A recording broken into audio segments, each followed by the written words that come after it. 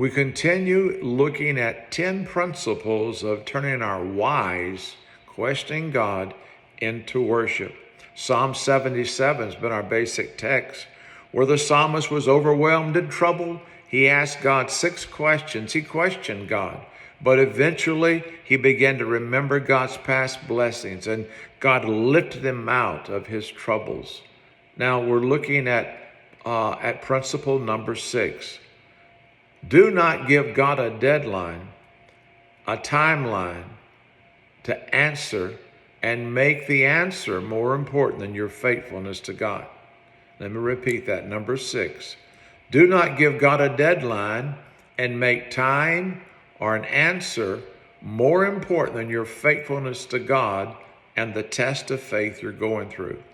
Often, when you begin to go through a test of faith, and the test of faith becomes weeks and months, even years, sometimes we come to a point where we begin to complain to God, and we say, God, if you don't answer this week, then I'm going to do this.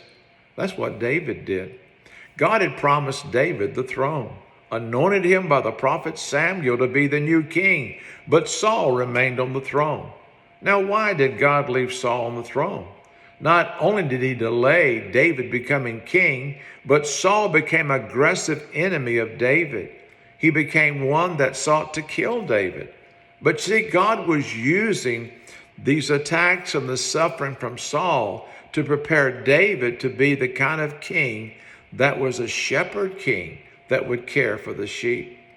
In the midst of so many months that turned into years of suffering at the hands of Saul, David one day woke up emotionally drained, and he said, I will one day perish by the hand of Saul. There's nothing better for me than to leave the land of Israel and go to the enemy's land, the land of the Philistines, and Saul will seek me no more.